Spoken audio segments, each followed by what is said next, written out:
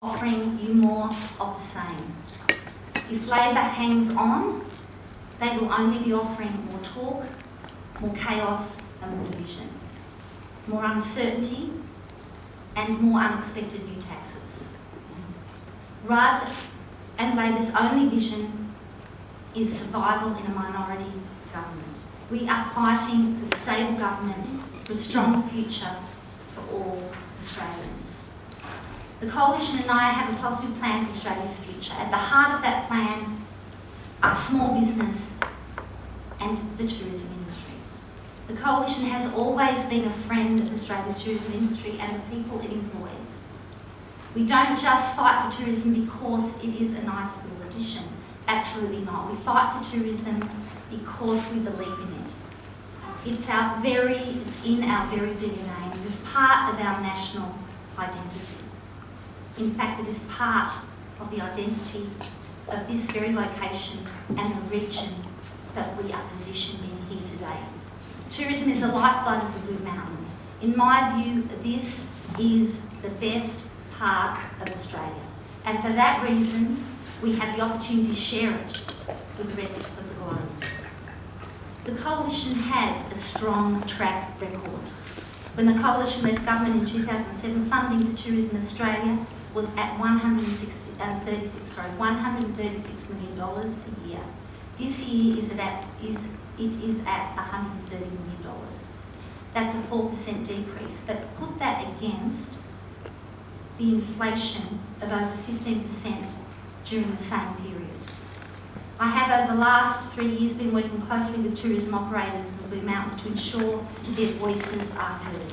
Next week I will be hosting a visit of the Shadow Minister for Tourism, the Honourable Bob Baldwin, in the Blue Mountains region for a series of visits and meetings with local tourism operators. This is his second visit here in the last 12 months.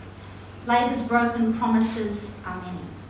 We believe that government shouldn't be helping business up with one hand and pushing them down with another. Labor has spent too much time robbing Peter to pay Paul. They've been focused on increasing the bureaucracy rather than delivering outcomes. Under Labor, tourism taxes are up. Tourist visa fees are up by 53%. This Labor government also put up the passenger movement charge, PMC, from $47 to $55 effective the 1st of July last year.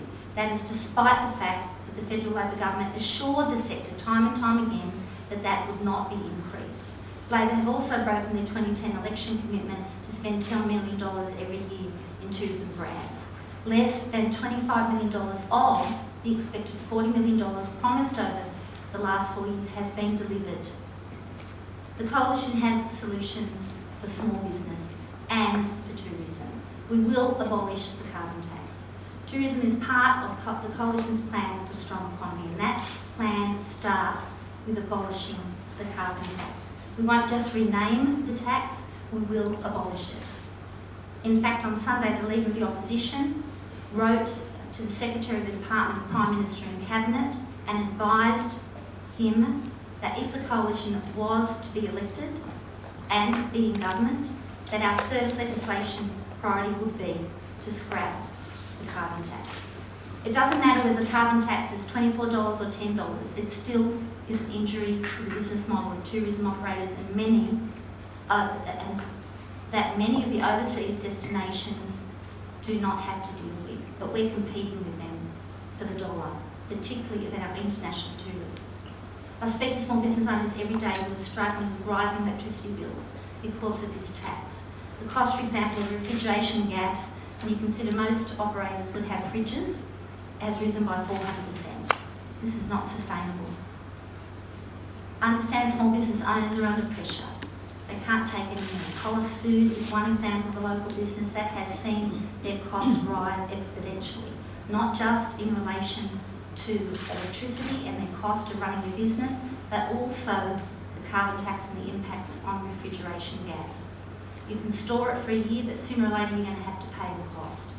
This government was warned by the Tourism Transport Forum that the carbon tax threatens 6,400 jobs in the tourism industry, but yet they went ahead.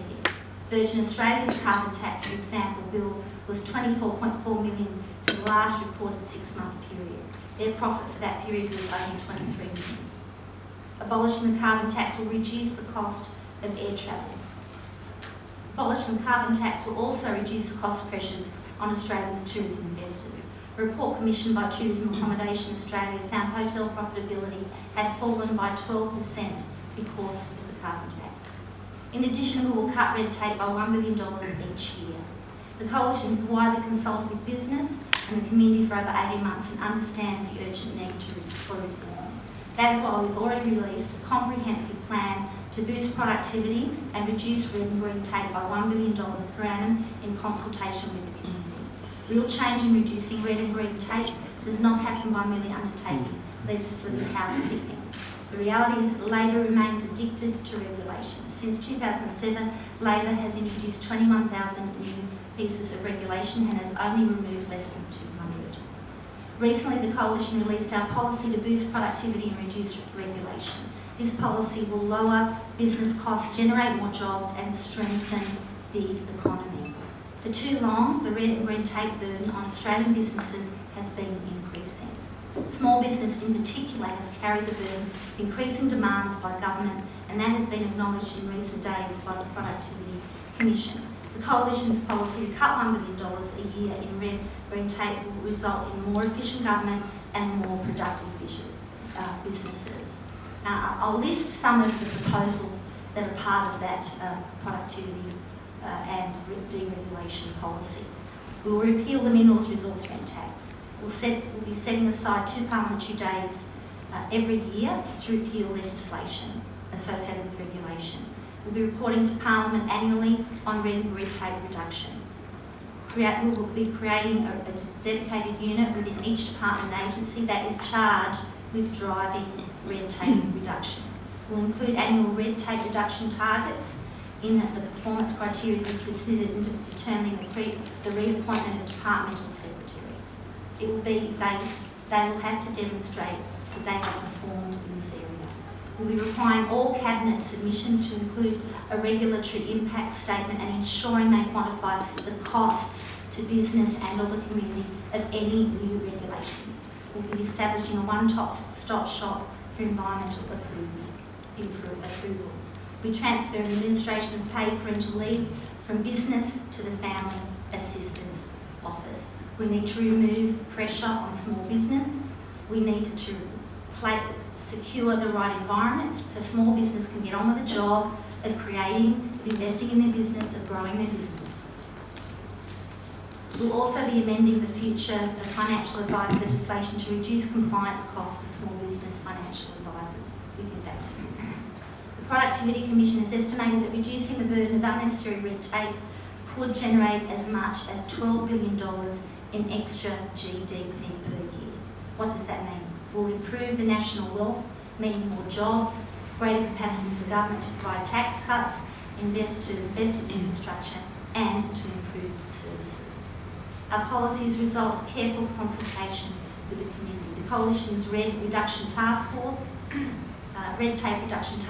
chaired by Senator Arthur Sinodinos, AO, Deputy Chairs Ms Kelly O'Dwyer, MP, and of course Senator David Cushby, have consulted widely around the whole of the nation with business, not-for-profits and the community. We have a plan for restoring confidence. In the community, there is a call for stability, for certainty and for confidence. Unfortunately, Labor's utterly incompetent financial management means the Coalition can't commit to reversing all of Labor's bad decisions immediately.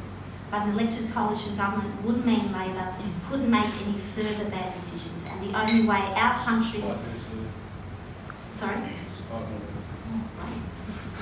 The only way our country will be able to afford to reverse Labor's bad decisions in the future is if we change the government now.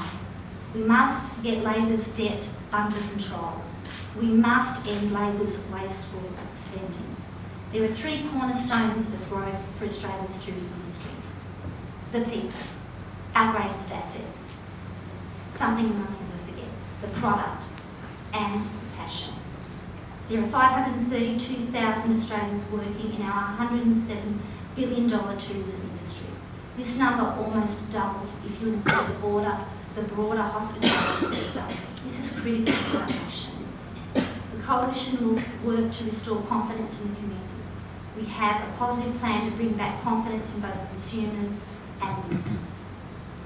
As Tony Abbott said in his budget reply, as soon as people know there's a government with an economic strategy to build the country rather than just a political strategy to say that so it's in, confidence will start and return to our economy.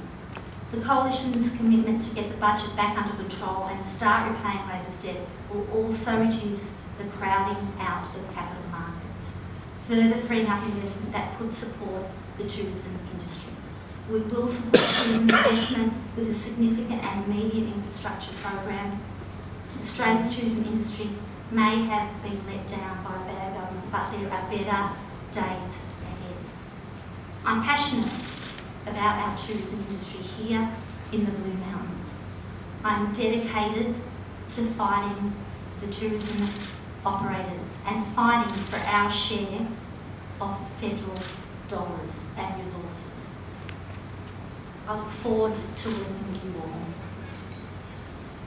Can I say in closing that Australian people are not only resilient, but they have great vision for the future. They have dreams, and many of those dreams and many of those visions are being held on to because there's a lack of confidence in our government. There's a lack of stability and certainty about our future. But governments have a responsibility to provide the right economic, the right regulatory framework, the right foundation, so people in this room and the people that you employ, and many of you here are employed in tourism, not only running businesses, you can get up on with the job of building and growing.